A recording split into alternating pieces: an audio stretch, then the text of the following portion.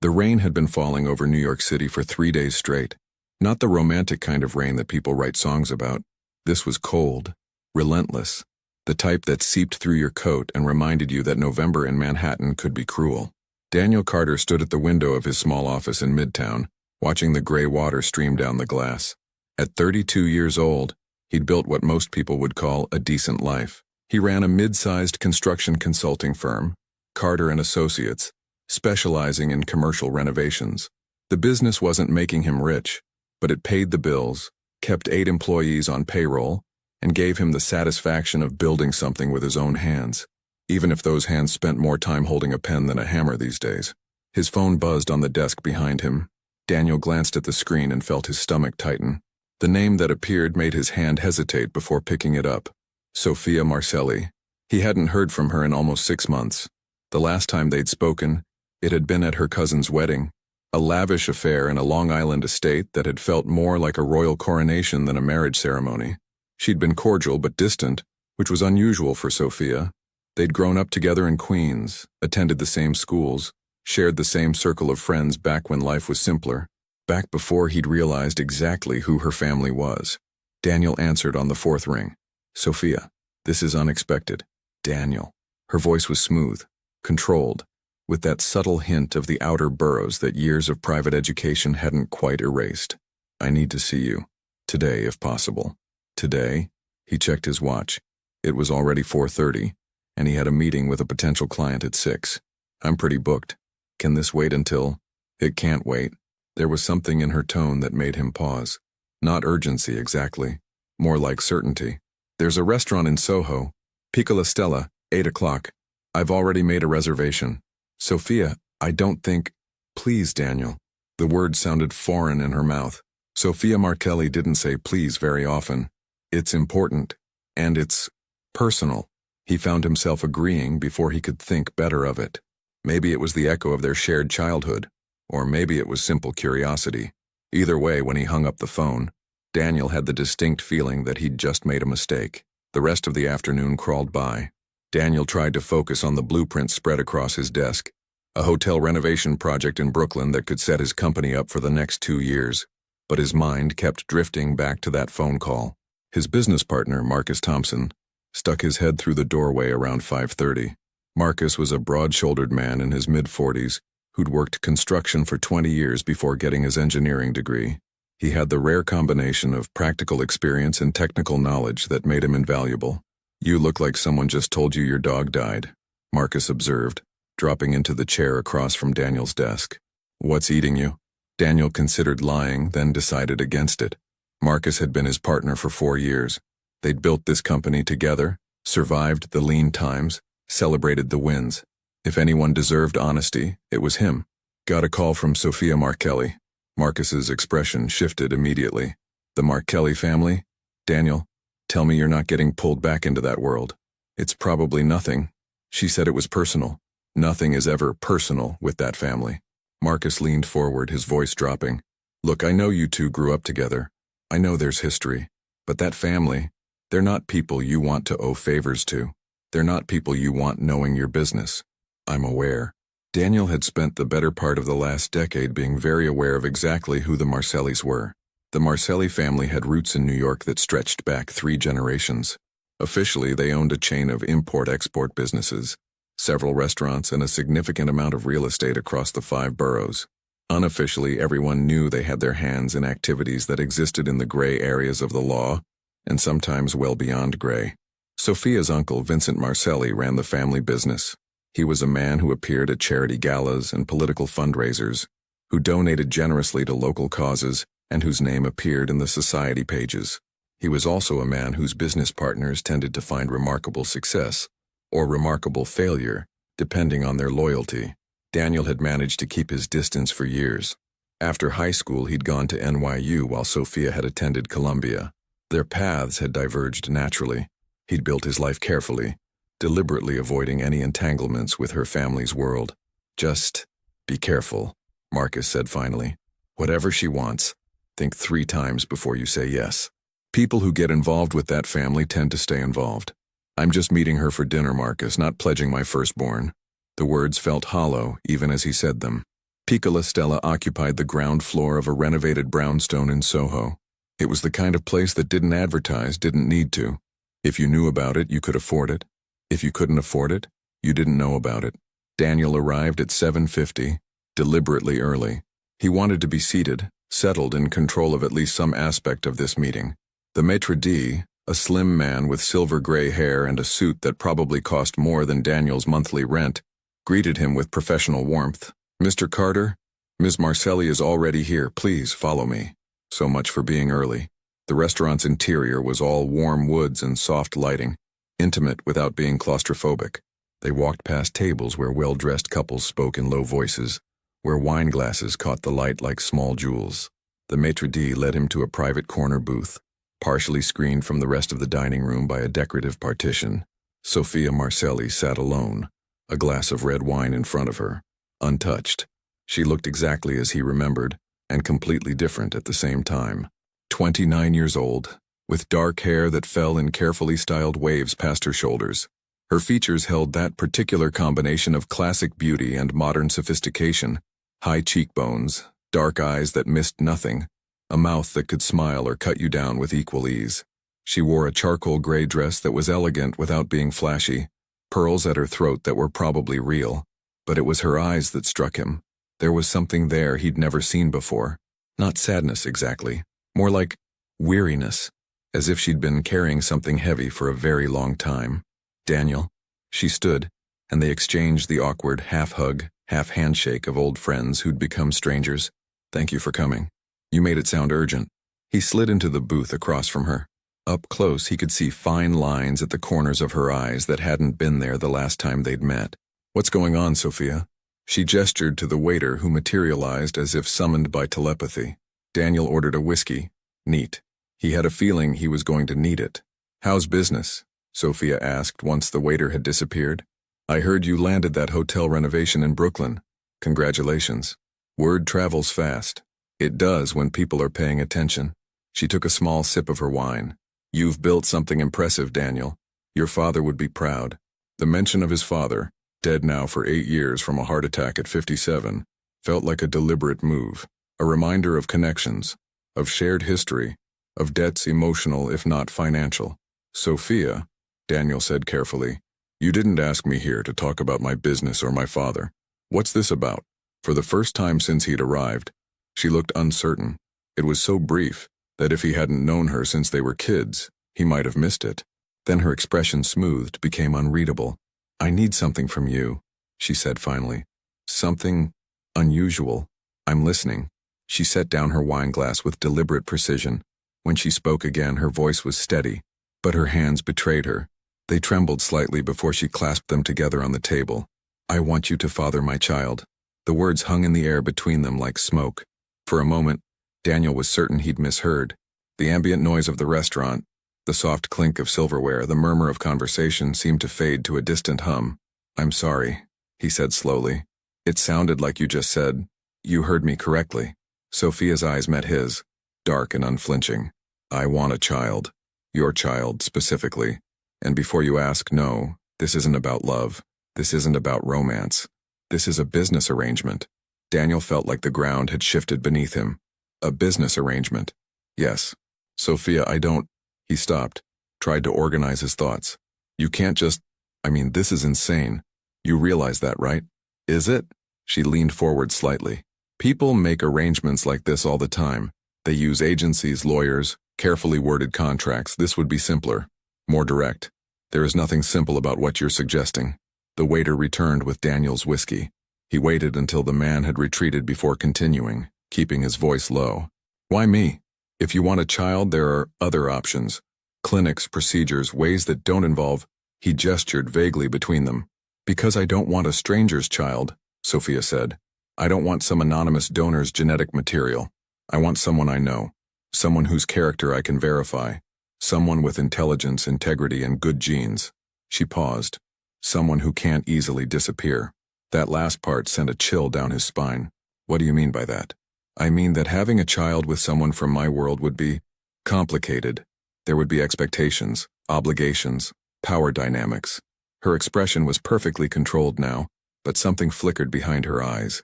You're outside that world, Daniel, but not so far outside that you don't understand it. You knew my family before they became what they are now. You remember when we were just kids in Queens before everything got complicated. That was a long time ago. Yes, it was. She took another sip of wine. But some things don't change. You're still the same person you were then. Honest, hardworking, someone who keeps his word. And you think that makes me a good candidate for this arrangement? I think it makes you the only candidate. She reached into her purse, black leather, understated and probably ridiculously expensive, and pulled out a thick envelope. She set it on the table between them. I'm prepared to make this worth your while. Financially, I mean. There would be compensation, generous compensation. Daniel stared at the envelope without touching it. You're trying to pay me to father your child.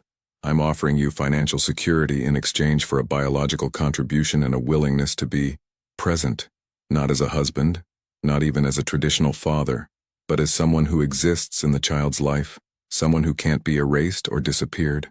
Why? The question came out more harshly than he'd intended. Why do you want this, Sophia? Really?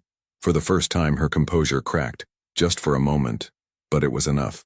Daniel saw something in her face that he recognized from their childhood. The look she'd gotten when her mother criticized her, when her perfect older brother got all the attention, when she felt trapped by expectations she couldn't escape. Because I'm 29 years old, she said quietly, and in my family an unmarried woman of my age is seen as problematic. There are expectations, pressures. My uncle has made it clear that it's time for me to settle down, to start a family, to fulfill my role. So get married. To whom? Her laugh was bitter. Every man my uncle approves of is either already married, completely unsuitable, or interested in me purely because of my last name. They want access to the family, to the business, to the power. She met his eyes. I won't be a stepping stone for someone's ambition. I won't be a prize to be won or a connection to be exploited. But you're willing to trap someone else into this? I'm not trapping you, Daniel. I'm offering you a choice. She gestured to the envelope. Everything is laid out in there. Financial terms, expectations, legal protections for both of us. This would be a contract clean and clear. You'd have your autonomy, your business, your life. All I'm asking for is a biological contribution and a limited presence. The child would know who you are. You'd have visitation rights if you wanted them. But there would be no pressure for more than that. Daniel picked up his whiskey and drained half of it. The burn felt good, grounding. And if I say no? Sophia's expression didn't change, but something in her posture shifted. Then I'll respect your decision. I won't pressure you. I won't make threats. She paused. But I need you to understand something, Daniel. This isn't just about me. My uncle has made it clear that my continued position in the family business depends on my settling down, on showing stability, on... She trailed off, looking away. On doing my duty. Your duty. Daniel set down his glass. Jesus, Sophia. Listen to yourself. You're talking about having a child like it's a business merger. Maybe that's what it is. Her voice was hard now, defensive. Maybe that's what everything is in my world. You think my parents married for love? You think my uncle got where he is by being romantic? This is how our family works, Daniel. Everything is strategic. Everything has a purpose. And what's my purpose in this? What am I besides a convenient solution to your problem? You're someone I trust. The words came out softer, almost vulnerable. You're someone who won't try to use this to gain power in my family. You're someone who won't try to control me or the child. You're someone who will keep your word, sign the contracts, and respect the boundaries. She looked directly at him. You're someone I can predict. And in my world, that's worth more than you can possibly understand. The waiter appeared again, asking if they were ready to order. Sophia ordered something Daniel didn't hear. He asked for the same, not caring what it was. Food seemed irrelevant. When they were alone again, Daniel opened the envelope.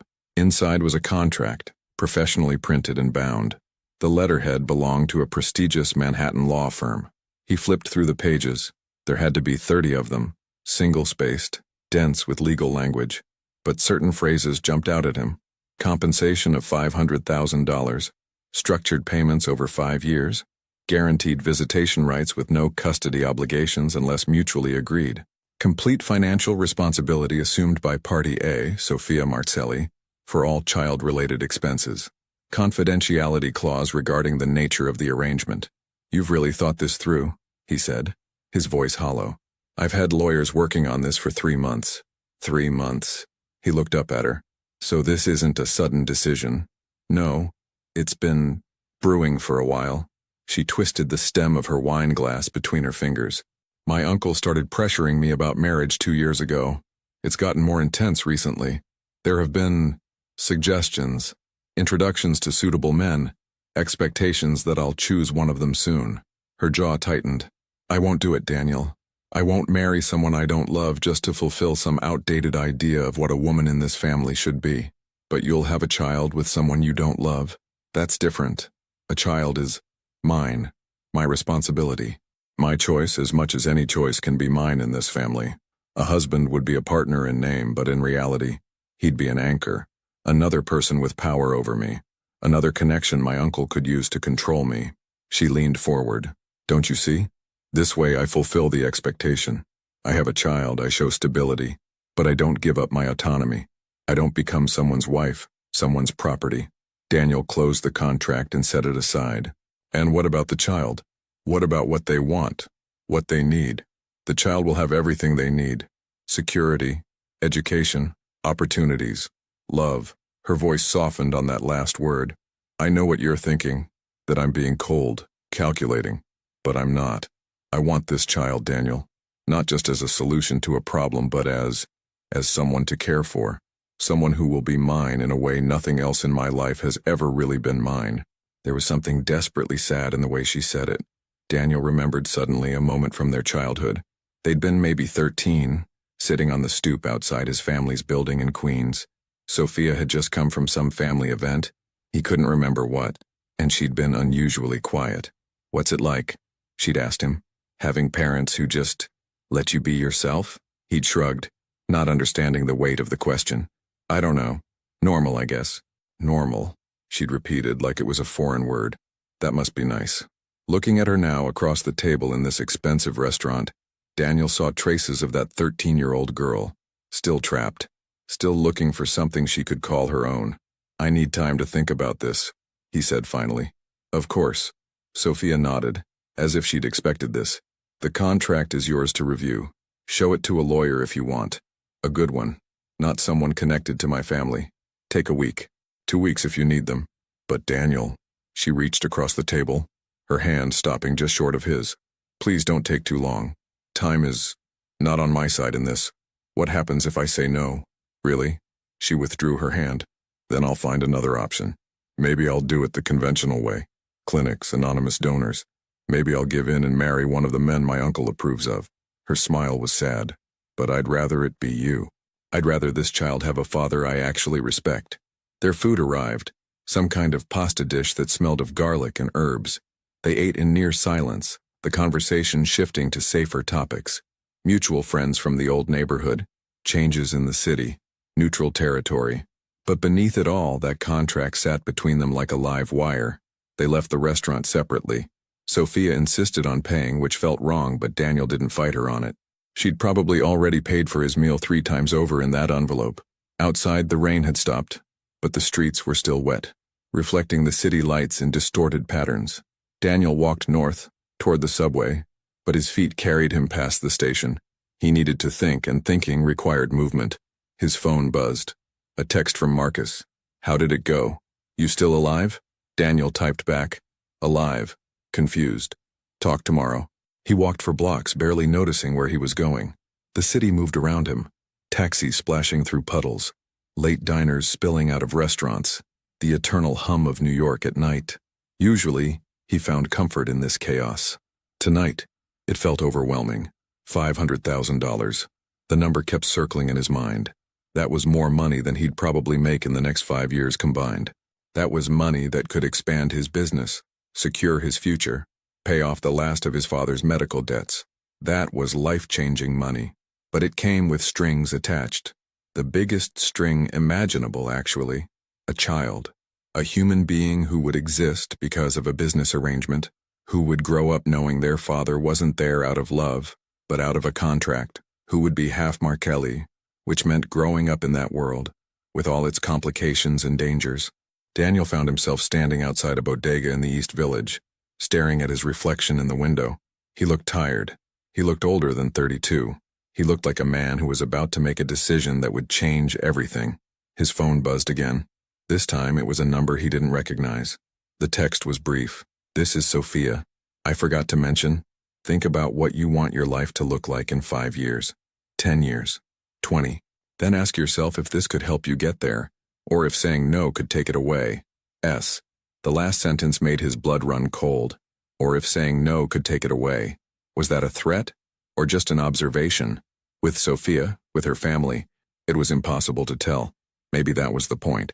Daniel deleted the text and kept walking. He had thinking to do, decisions to make. And somewhere in the back of his mind, a voice that sounded disturbingly like his father's whispered, "Boy, nothing good ever comes from getting involved with people like that.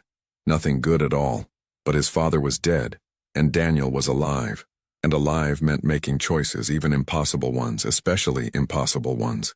Daniel didn't sleep that night. He lay in his small bedroom in his Brooklyn apartment staring at the ceiling, watching the shadows cast by passing cars slide across the plaster. The contract sat on his nightstand, still in its envelope. He hadn't looked at it again since leaving the restaurant. At 5:30 he gave up on sleep. He made coffee, strong and black, and sat at his kitchen table. The contract seemed to stare at him. Finally, he opened it again and started reading. Really reading this time, not just scanning.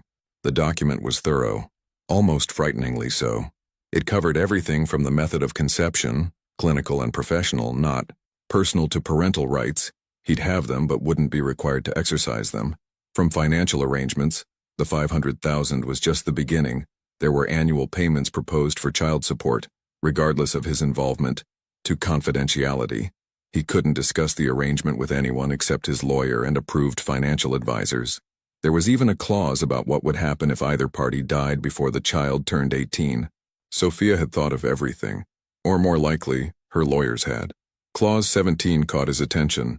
Party B, Daniel Carter, acknowledges that Party A's family may take an interest in the child's well-being and upbringing. Party B agrees to maintain cordial relations with Party A's family members within reason, for the benefit of the child. Within reason. That phrase was doing a lot of work. What counted as reasonable when dealing with the Marcelli family? What happened if Daniel disagreed with their definition of the child's well-being? He poured another cup of coffee and kept reading. By the time the sun rose, casting weak November light through his kitchen window, Daniel had read the contract 3 times. He understood the terms. He understood what Sophia was offering. What he didn't understand was whether he could actually do it. His phone rang at 8. "Marcus, tell me you're not seriously considering this," Marcus said without preamble. Daniel sighed. "How did you texted me at 11:30 last night saying you were confused. You who never get confused about anything. You plan everything out, think 3 moves ahead. If you're confused, it means someone offered you something big and terrible at the same time." Marcus paused. "So what did she offer you?" Daniel considered lying. Then he remembered that Marcus was his partner. His friend, maybe the only person in his life he could actually trust with this. "She wants me to father her child." Silence on the other end. Then, "Sweet Jesus. Please tell me you're joking." "I wish I was." "And you're actually thinking about it?" "Daniel, this is insane. This is—" Marcus stopped, seemed to collect himself. Okay. Let's think about this logically. What's she offering? And don't tell me it's just about making a baby, because nobody goes to those lengths for that. Daniel outlined the offer. The money, the terms, the contract. Marcus let out a low whistle. $500,000, plus ongoing support, plus— Jesus, Daniel, this isn't an offer. This is a trap with a really nice-looking lock. Maybe. Not maybe. Definitely. Marcus's voice was firm. "Listen to me. I've lived in this city my whole life. I know families like the Marcellis. Once you're in, you're in. That contract might say you can maintain your independence, but you think they're going to let the father of one of their own just live his life? You'll be connected to them forever. Every business decision you make, they'll have an opinion. Every relationship you have, they'll know about. I know," Daniel interrupted. "I know all of that. You think I don't know that? Then why are you even considering it?" "Good question." Daniel looked around his small apartment. It was nice enough. A 1-bedroom in Park Slope that cost most of his monthly income. His furniture was from IKEA. His TV was 5 years old. His life was comfortable, but it was also limited. $500,000 could change that. Could change everything. Because Daniel said slowly. I'm tired of just getting by. I'm tired of watching opportunities pass because I don't have the capital to seize them. I'm tired of worrying about whether one bad month will sink the business. And I'm tired of building something good and knowing that it might never be great because I don't have the resources to make it great. So you'd sell your freedom for financial security? People do it every day, Daniel said. They call it employment. This isn't employment. I don't even know what this is. Indentured servitude with a biological component? Despite everything, Daniel almost laughed. When you put it that way, how else should I put it? Marcus sighed heavily. Look, I get it, I do. That kind of money is life-changing. But Daniel, think about what you'd be giving up. Your autonomy, your peace of mind, your ability to walk away if things go bad. And there'd be a kid involved. A human being who'd grow up knowing their existence was the result of a business transaction. Lots of kids grow up knowing they were accidents, or mistakes, or unplanned. At least this kid would be wanted. By Sophia, maybe. What about you? Would you want this kid? Really want them? Or would you just be fulfilling your end of a contract? Daniel didn't have an answer for that. The week passed in a blur. Daniel tried to focus on work, but his mind kept drifting back to that contract. He met with clients, reviewed blueprints, made decisions about projects.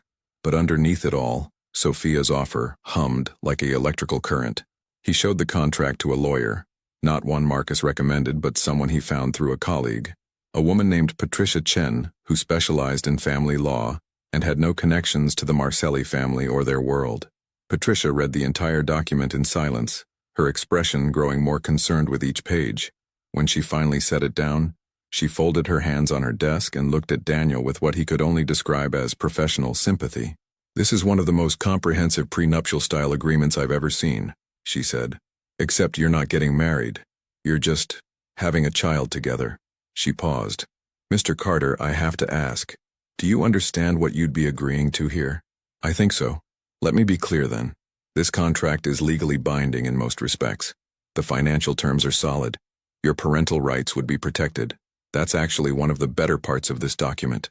But there are elements here that concern me greatly, such as, Patricia flipped to a page she'd marked.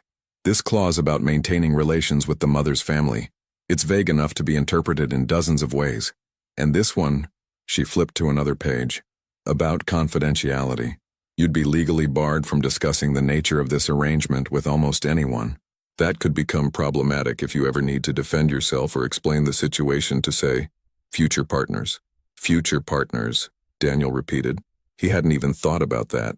How would you explain to someone you were dating that you had a child as part of a business arrangement with a woman from a powerful family? There's also the matter of what happens if the mother decides she wants more involvement from you than the contract specifies, or less. These terms are clear, but life is messy. Children are messy. What happens when the reality doesn't match the paperwork? I guess we'd have to figure it out. Patricia gave him a long look. Mr. Carter, Daniel, may I speak frankly? Please. I've been a family lawyer for 20 years. I've seen arranged marriages, complicated custody situations, surrogacy agreements, donor contracts, all of it. And I can tell you that this situation has red flags I can't even count. She tapped the contract. The woman who wrote this, or whose lawyers wrote it, wants a child with you for reasons that go beyond biology. The money she's offering suggests desperation. The specificity of the term suggests control issues. And the family involvement clause suggests that once you sign this, you won't just be the father of her child. You'll be part of her world, whether you want to be or not. So you're saying I shouldn't sign it. I'm saying you should think very carefully about whether the money is worth what you'd be giving up. Freedom primarily. Peace of mind. The ability to live your life on your own terms. She slid the contract back across the desk. But ultimately, it's your decision. If you do decide to sign, I'd strongly recommend some modifications. I'd want to tighten up that family involvement clause for one thing, and I'd want clearer exit strategies built in. Daniel took the contract. Exit strategies. For a child. For an arrangement, Patricia corrected gently. The child will exist regardless, but the terms of your involvement should be as clear as possible, with provisions for changing circumstances. He thanked her, paid her consultation fee, and left her office feeling more confused than when he'd arrived. That night Sophia called. It's been a week, she said. No greeting, no preamble. Have you made a decision? I'm still thinking. Daniel. Her voice was strained. I need an answer. Soon. My uncle is getting impatient. He started making arrangements for my future. Arrangements I don't want. What kind of arrangements? The kind where my choices get made for me. She took a breath. Look, I know this is difficult. I know I'm asking for something huge, but I wouldn't be asking if I had any other option. Please, I need to know if you're in or out. Daniel stood at his apartment window, looking out at the Brooklyn street below. A couple walked by, pushing a stroller. A normal family. A normal life. If I say yes, he said slowly, I need some things changed in the contract. My lawyer had concerns. What kind of concerns? The family involvement clause. It's too vague. I need clearer boundaries about what reasonable means. And I need an exit strategy. Not for the child, but for the arrangement. Clear terms for if this doesn't work out the way we plan. Silence on the other end. Then, I can work with that. Send me your lawyer's recommendations. I'll have my legal team review them. And if your uncle doesn't approve, then we figure something out. Her voice softened slightly. Daniel, I'm not trying to trap you. I'm trying to survive in a world that doesn't give me many options. If we can make this work in a way that protects both of us, I'm open to that. Okay. The word came out before he'd fully decided to say it. Okay. Let me talk to my lawyer again. Give me 3 more days. 3 days? He could hear the relief in her voice. Thank you, Daniel. Really. Thank you. After she hung up, Daniel sat in the dark for a long time. He thought about his father, who'd worked construction for 30 years and died with nothing but debts to show for it. He thought about his business, which was good but could be great with the right capital. He thought about security, about future, about all the things that money could buy. And he thought about a child, a human being who would exist because of this decision, who would call him father, or maybe not, who would grow up connected to a family that operated in shadows and gray areas, who would be his responsibility, whether he wanted that responsibility or not. 3 days to decide. 3 days to choose between the life he had and the life he might have. 3 days to figure out if he was making the smartest decision of his life or the biggest mistake. The city hummed outside his window, indifferent to his crisis. New York didn't care about one man's difficult choice. It just kept moving, kept breathing, kept being itself. Daniel envied that certainty. He had 3 days to find his own. 3 days turned into sleepless nights and distracted days. Daniel revised the contract with Patricia Chen, sent the modifications to Sophia's legal team, and waited. On the morning of the 4th day, he received a response. Most of his requests had been accepted. The family involvement clause now had clear boundaries. There were exit provisions that protected both parties. The financial terms remained generous. Everything looked better on paper, but Daniel knew that paper and reality were 2 different things. He sat in his office, the revised contract in front of him, a pen in his hand. Marcus had stopped by that morning, made one last attempt to talk him out of it, then left shaking his head when he realized Daniel had already made up his mind. Just promise me one thing, Marcus had said at the door. If this goes sideways, and it will, you'll remember you had a choice. You weren't forced into this. Whatever happens next, that's on you. The words stung because they were true. Daniel signed the contract at 2:15 on a Thursday afternoon. His hand was steady. His mind was clear. He told himself he was making a rational decision based on careful analysis of risks and benefits. He told himself a lot of things that afternoon. By 3 o'clock, the signed documents were scanned and sent to Sophia's lawyers. By 4, he received a confirmation email and a wire transfer notification. The first payment, $200,000, hit his business account before the close of business. Just like that, it was done. Sophia called that evening. Thank you, she said simply. I know this wasn't easy. No, Daniel agreed. It wasn't. The next steps are outlined in the contract, but I wanted to talk through them personally. The clinic appointment is scheduled for next Monday at 10. It's discreet, professional. We'll go separately and the whole process will be handled by specialists. You won't have to, she paused. It won't be personal. Right. Daniel had read that section multiple times. The clinical nature of it had been almost a relief. No emotional entanglement, no awkward intimacy, just biology and medicine. After that, we wait. If it works the first time, we're done with that part. If it doesn't, we try again. The contract allows for up to 6 attempts over a year. And if none of them work, Sophia was quiet for a moment. Then we reassess. But let's hope it doesn't come to that. Her voice shifted, became more businesslike. In the meantime, we need to establish some ground rules for interaction. The contract specifies minimal contact during the pregnancy, but I'd like us to at least be able to communicate civilly. Maybe monthly dinners, just to keep each other updated. That seems reasonable. Good. He could hear papers rustling on her end. I've also set up a trust fund for the child. It's separate from our arrangement. Whatever happens between us, the child will be provided for. Daniel appreciated that, even as it reminded him of the weight of what he'd agreed to. A child. An actual human being who would exist because of a contract signed on a Thursday afternoon. Sophia, he said suddenly, are you sure about this? Really sure? Because once this happens, there's no going back. I'm sure. Her voice was firm. I've never been more sure of anything in my life. 2 weeks later, Daniel began noticing things. Small things at first.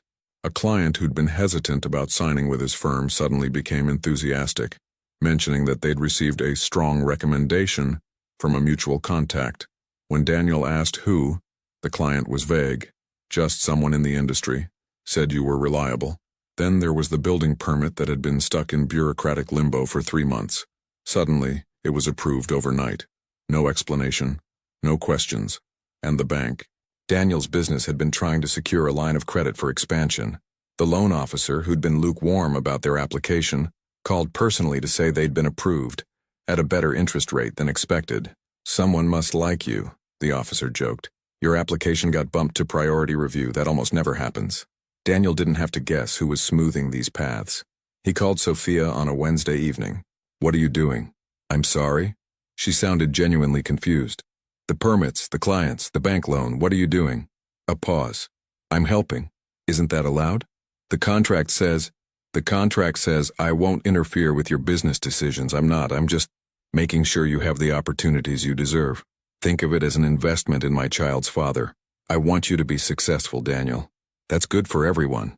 Sophia, would you prefer I stop? Would you prefer to go back to struggling with permits and difficult clients? Because I can do that. I can make one phone call, and all those helpful coincidences disappear. Her voice wasn't threatening, just matter of fact. But why would I? We're partners now, in a sense. Your success is my success. Daniel felt something cold settle in his stomach. This isn't what I agreed to. You agreed to a relationship where we both benefit. I'm making sure that happens. You should be grateful. After he hung up, Daniel sat in his apartment for a long time. He pulled out the contract, read through it again. Sophia was right. Technically, she wasn't violating any terms. She wasn't making his business decisions. She was just influencing the environment around those decisions. It was subtle. It was effective. And it made him realize something he should have understood from the beginning. The Markelli family didn't need to threaten or intimidate. They had subtler tools, favors, connections, the gentle application of pressure that made you succeed or fail, depending on whether you were useful to them. And now, Daniel was useful. The clinic was in Midtown, occupying the top floor of a medical building that catered to people who valued discretion above all else. Daniel arrived exactly on time, gave his name to the receptionist, and was immediately ushered into a private room. The whole process took less than an hour. Professional, clinical, exactly as promised. The staff asked no questions beyond the medical necessities. No one made eye contact longer than required. It was efficient to the point of being surreal. Afterward, Daniel found himself in a coffee shop 3 blocks away, staring at a cup of cooling coffee. He'd just taken the first concrete step toward fatherhood. Somewhere in that building, his genetic material would be used to create a child. A son or daughter who would grow up connected to a family that operated in moral gray areas. A child he'd agreed to father for $500,000. His phone buzzed. A text from Sophia. Thank you for everything. I know this is strange, but I appreciate it more than I can say. Daniel typed back, just following the contract. Her response came immediately. It's more than that. You could have walked away. You didn't. That means something. He didn't reply. He finished his coffee, walked back to his office, and tried to focus on work. But his mind kept circling back to that clinic, to the choice he'd made, to the life he'd set in motion. 3 weeks later, Sophia invited him to dinner at her apartment. Our first monthly update, she said over the phone. I know the results won't be in yet, but I thought we should establish the routine. Her apartment was in the Upper East Side, a spacious pre-war unit with high ceilings and art on the walls that Daniel suspected was worth more than his entire business. Sophia answered the door in casual clothes, jeans and a sweater, looking more relaxed than he'd ever seen her. "Come in," she said. "I ordered from a place nearby. I hope you still like Italian." The dinner was surprisingly normal. They talked about work, about the city, about everything except the arrangement. But halfway through the meal, Sophia set down her fork and looked at him directly. "Can I ask you something personal?" "You're asking permission now." She smiled slightly. "Fair point. But still, why did you really agree to this? And please don't say the money. I know the money was part of it, but it wasn't everything." Daniel considered lying, then decided she deserved honesty. "Because I'm tired of building something and worrying it'll be taken away. My father worked himself to exhaustion and died with nothing. I don't want that to be me. The money you offered, it's security. It's the freedom to take risks without risking everything. And you think being connected to my family won't come with its own risks? I think every choice has risks. I'm choosing the ones I can live with." Sophia nodded slowly. "That's fair. More honest than I expected, actually." She picked up her wine glass. "For what it's worth, I hope this works out for both of us. I hope the child we're creating gets the best parts of both of us, and none of the worst." "That's a nice thought, but probably naive," she finished. "I know, but I'm allowed to hope." As Daniel left that night, walking through the quiet Upper East Side streets, he realized something. Sophia was just as trapped as he was. Maybe more so. She'd been born into her cage. He'd chosen to walk into his. The question was whether either of them would ever find a way out. 4 weeks after the clinic visit, Sophia called with news. "It worked," she said, her voice unsteady. "I'm pregnant." Daniel felt the ground shift beneath him. He'd known this was the goal, the entire point of the arrangement. But hearing it confirmed made it real in a way nothing else had. "That's good," he managed. "That's what we wanted." "Yes." She took a shaky breath. "Yes, it is. I didn't expect to feel this way. I thought I'd be relieved, satisfied. Instead, I'm terrified." It was the most vulnerable he'd ever heard her sound. "That's normal, isn't it?" Daniel said. "Being scared? I suppose, but I'm not used to being scared. I'm used to being in control." She laughed, but it sounded forced. "Looks like that's over." They talked for a few more minutes about next steps. Doctor's appointments, timelines. All the practical details that surrounded the massive, impossible reality. They were going to have a child. After hanging up, Daniel sat in his office, long after everyone else had gone home. The city lights glimmered through his window. Somewhere out there, Sophia was probably doing the same thing, sitting alone, processing this news that changed everything. They'd made this choice together. Now they'd live with the consequences, together and separately, connected and apart, bound by a contract and a child who didn't exist yet but somehow already determined the shape of their futures. Marcus was right. This was a trap, but Daniel had walked into it with his eyes open, and now, for better or worse, he'd have to find a way to live in it. Winter settled over New York with unusual intensity. By mid-December, the city was wrapped in cold that made people walk faster, heads down, hands buried in pockets. Daniel found himself doing the same, rushing from heated building to heated subway to heated office, as if he could outrun the reality that was slowly, inevitably, unfolding. Sophia was 8 weeks pregnant when they had their second monthly dinner. She'd chosen a quiet bistro in Greenwich Village, far from the Upper East Side establishments where her family might appear. She looked different. Not physically, not yet, but in her demeanor.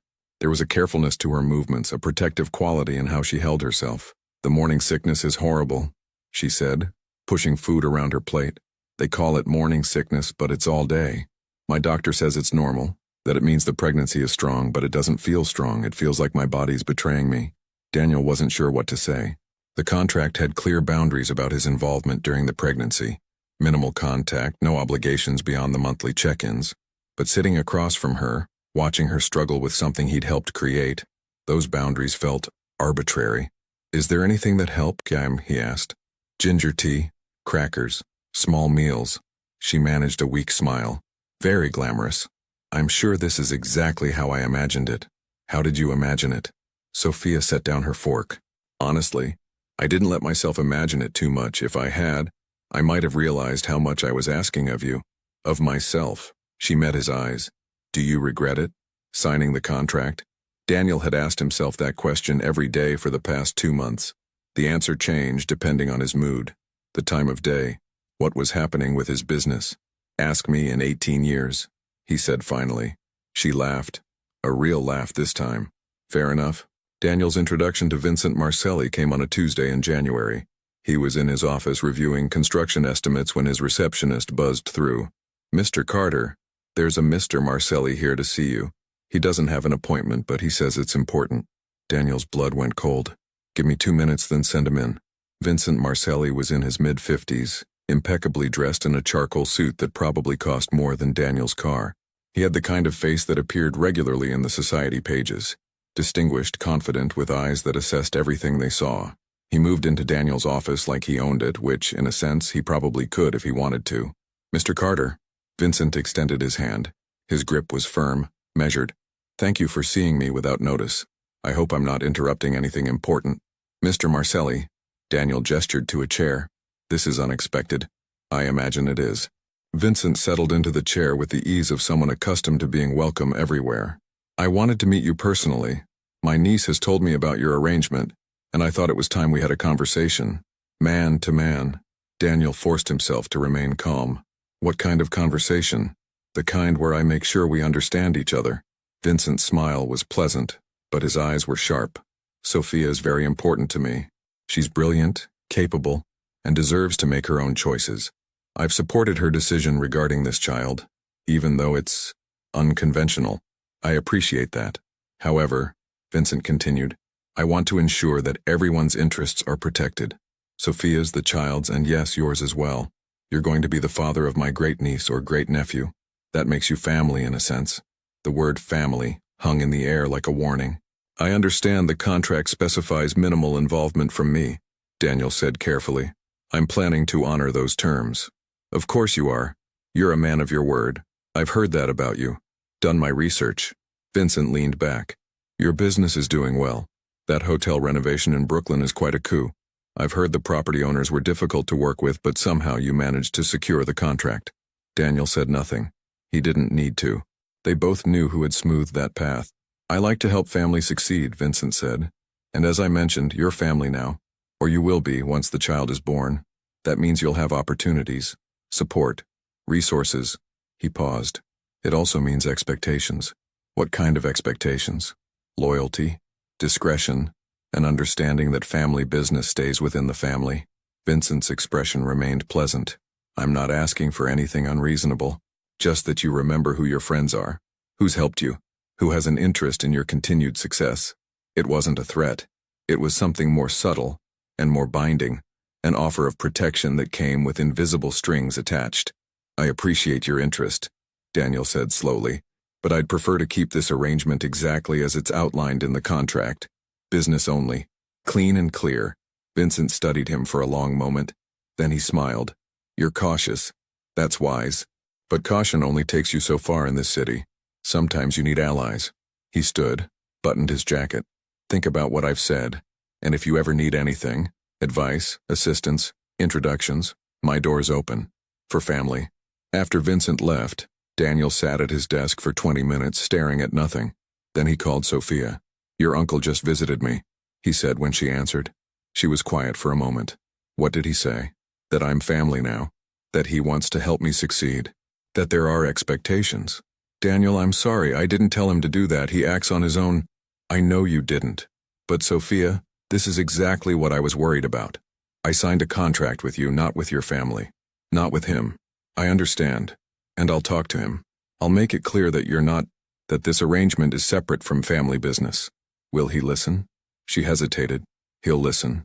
Whether he'll agree is another matter. But I'll try. I promise. By March, Sophia was showing. Not dramatically.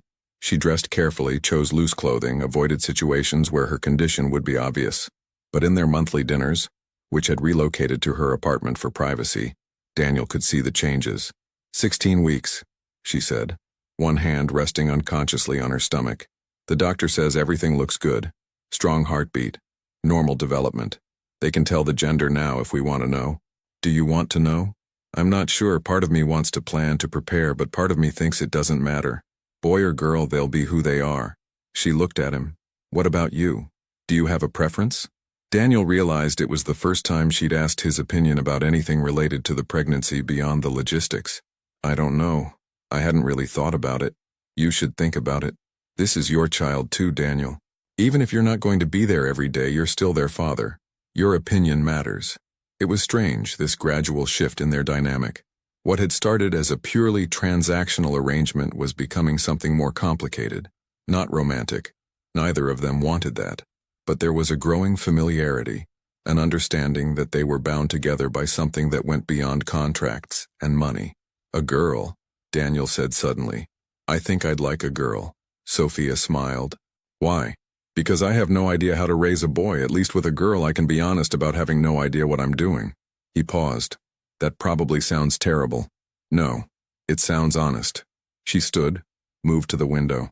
The city stretched out below them, millions of lights in the darkness. Can I tell you something? Of course. I'm scared that I'm going to be a terrible mother, that I'm going to mess this child up the way my parents messed me up, that I'm going to be cold and distant and demanding, and they're going to grow up feeling like they're never good enough. The vulnerability in her voice surprised him. You won't be. How do you know? Because you're worried about it. People who are going to be terrible parents don't worry about it. They just repeat the patterns they learned. Daniel joined her at the window. You're thinking about it, questioning it. That's half the battle. And the other half? Actually doing something different when the time comes. They stood in silence for a while, looking out at the city. Two people bound together by a choice that had seemed simple on paper, but was revealing itself to be endlessly complex in reality. In April, Daniel's business faced a crisis.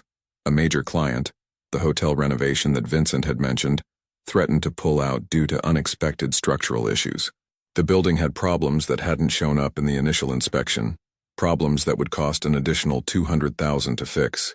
Daniel and Marcus spent 3 days running numbers, trying to find a solution that wouldn't bankrupt them. They could absorb some of the cost, but not all of it. The client was threatening to sue for breach of contract.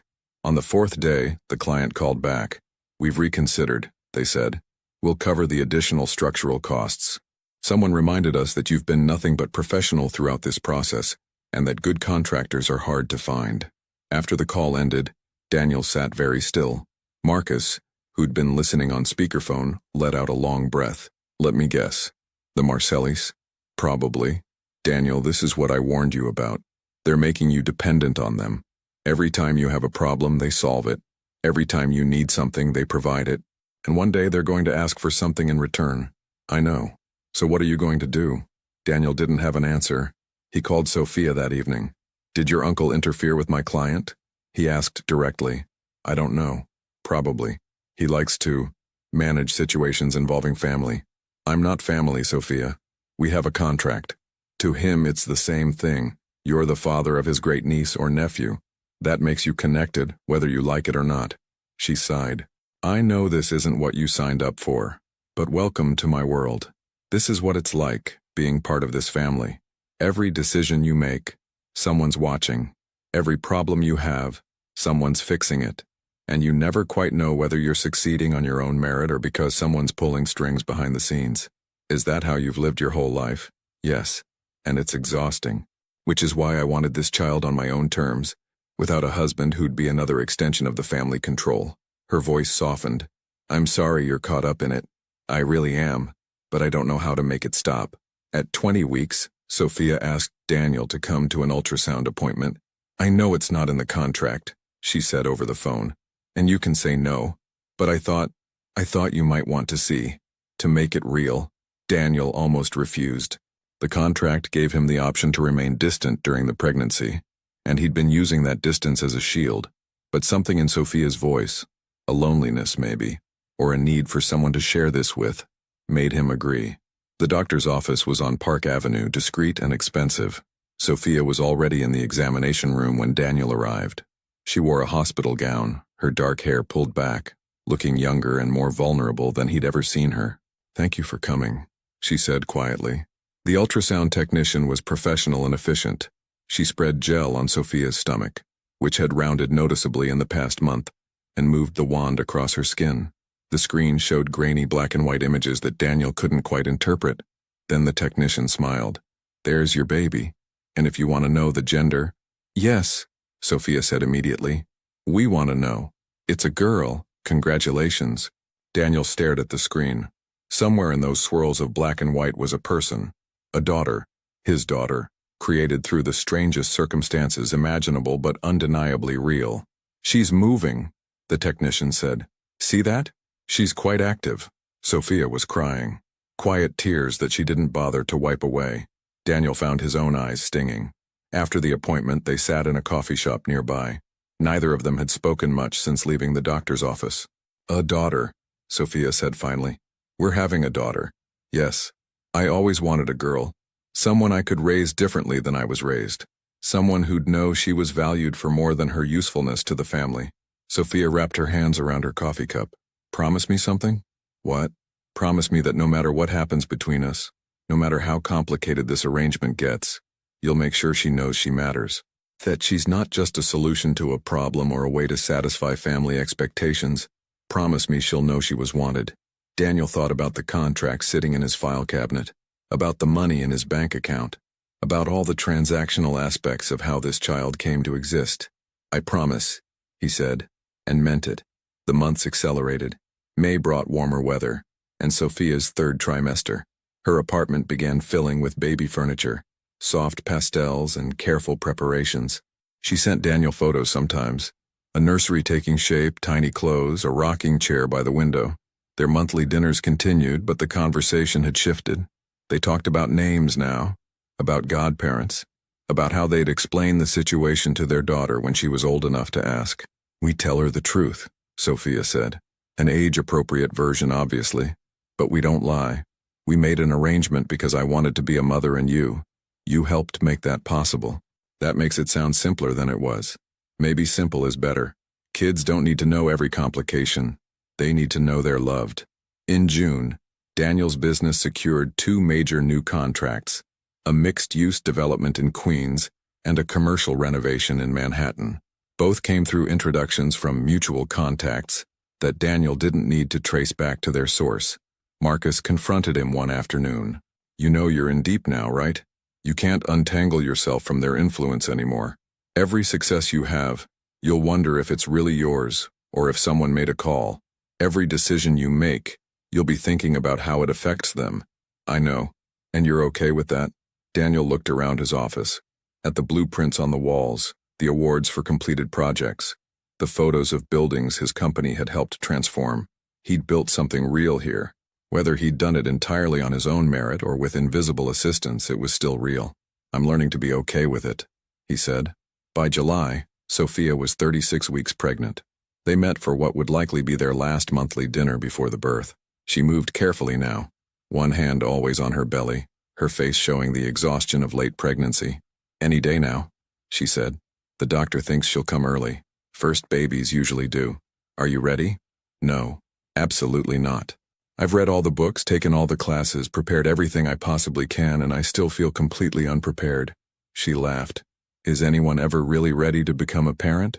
I don't think so. Good. At least we're starting from the same place, completely terrified and hoping for the best. Sophia reached across the table, took his hand. It was the most physical contact they'd had since signing the contract. Daniel, whatever happens after she's born, whatever our arrangement becomes, I want you to know that I'm grateful. I know this has been hard. I know I've asked too much, but I'm grateful. Daniel squeezed her hand. So am I. And surprisingly, it was true. This strange, complicated, impossible arrangement had given him something he hadn't expected. A daughter on the way, and a connection to someone who understood what it meant to be trapped by circumstances and trying to make the best of them. They were bound together now, not just by a contract but by something more fundamental, by a child who would exist in 3 weeks or 3 days or 3 hours, by choices they couldn't undo, and futures they couldn't predict. The trap had closed completely, but maybe, Daniel thought as he walked home through the warm summer night, maybe it wasn't just a trap. Maybe it was also a door to something he hadn't known he was looking for. Only time would tell which it would be. The call came at 2:30 in the morning on a Tuesday in late July. Daniel was deep in a dream he couldn't remember when his phone pulled him back to consciousness.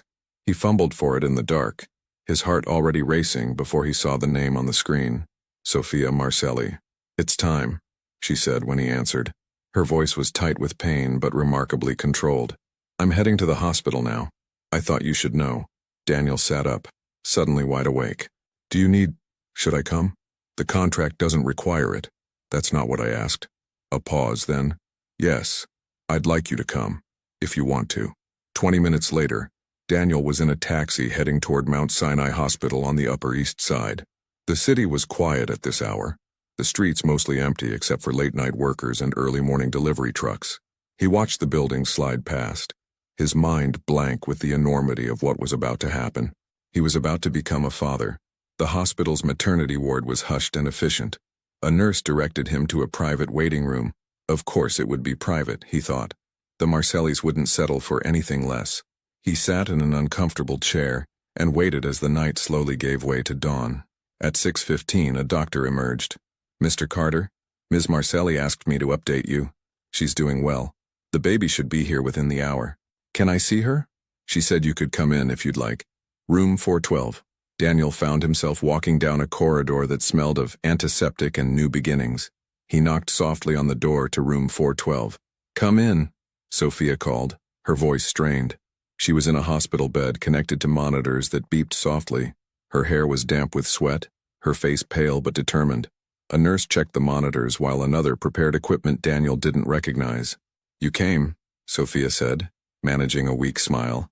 Of course I came. Daniel stayed near the door, uncertain of his place in this room. How are you? Tired? Scared?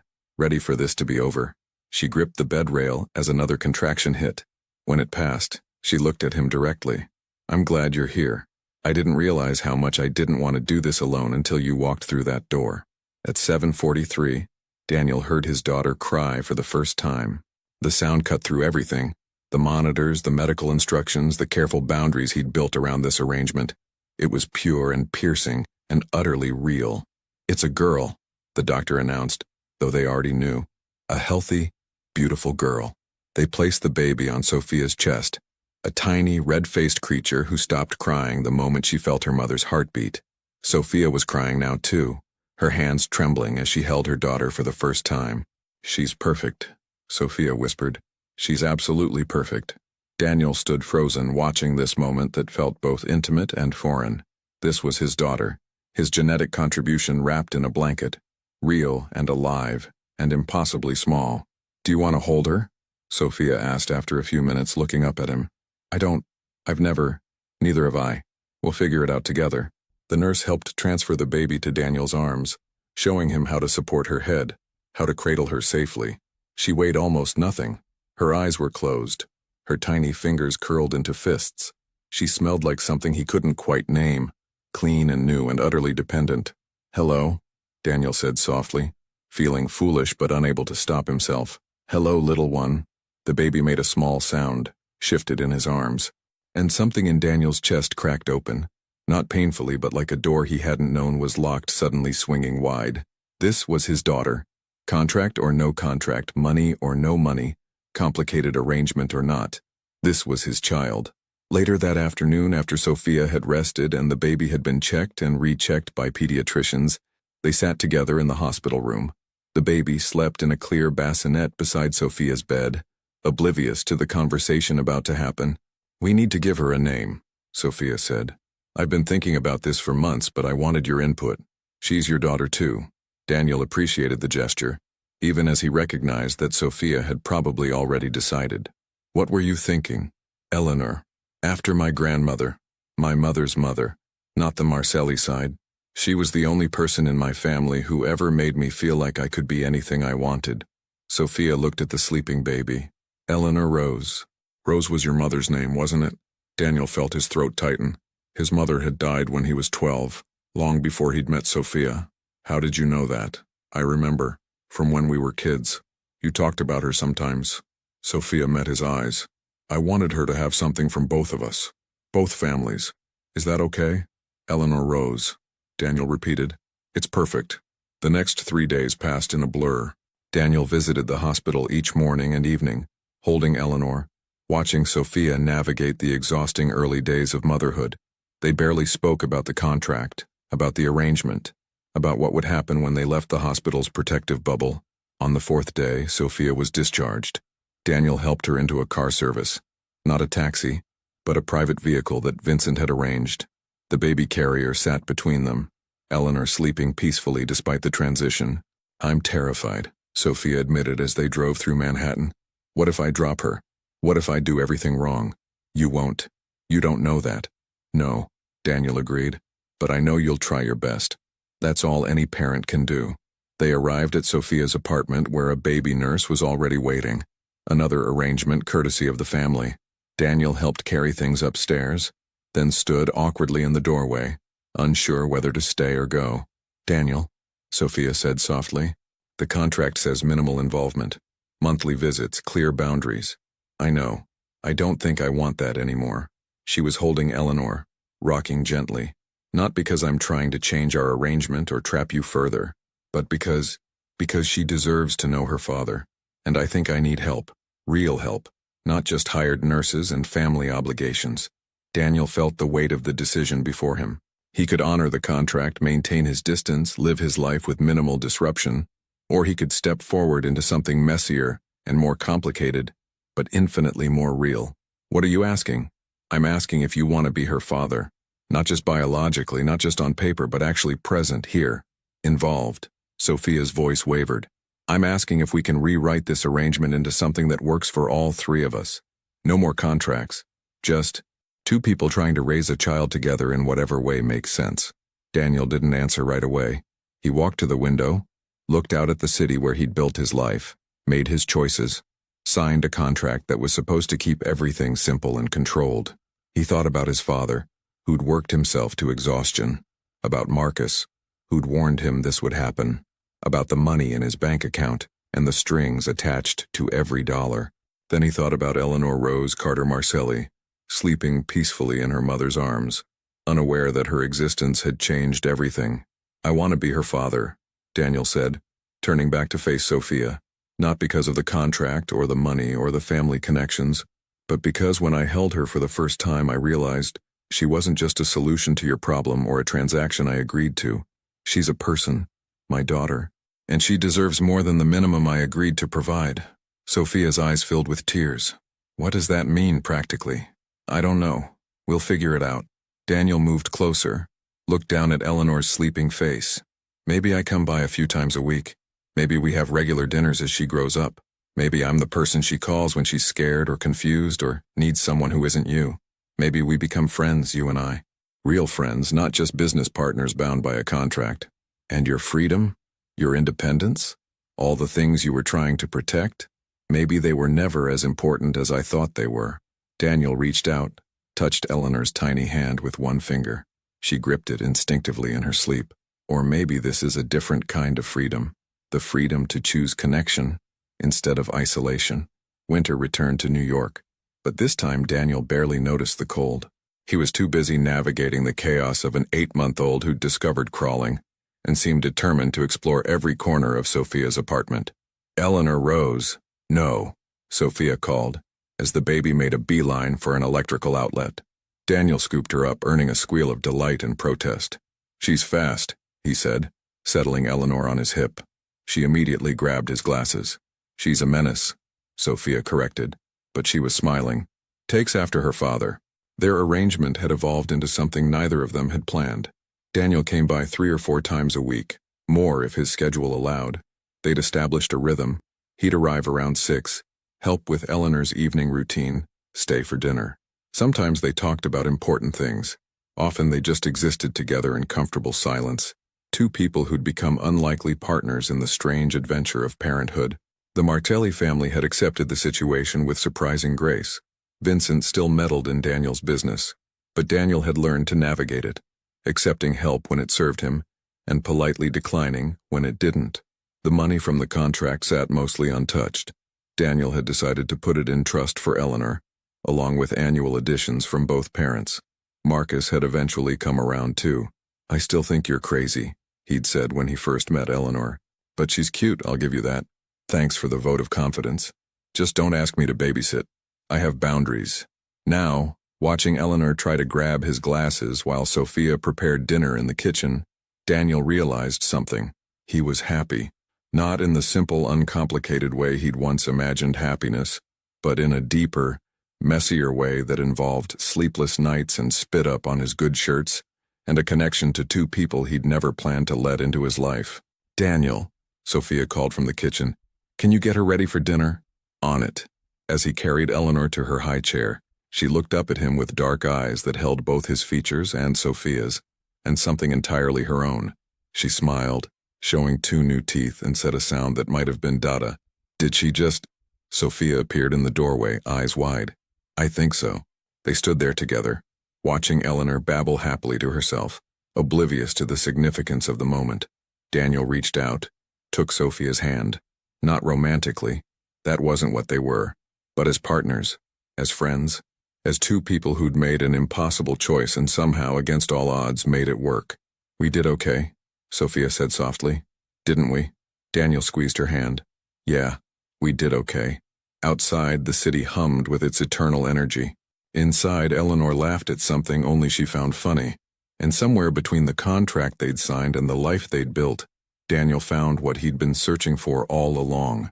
Not freedom from obligation, not security from uncertainty, but something better. Connection, purpose. A reason to wake up each morning that had nothing to do with money or success or proving himself. He had a daughter. And despite everything, the complicated arrangement, the family entanglements, the impossible beginning, that was enough. That was everything.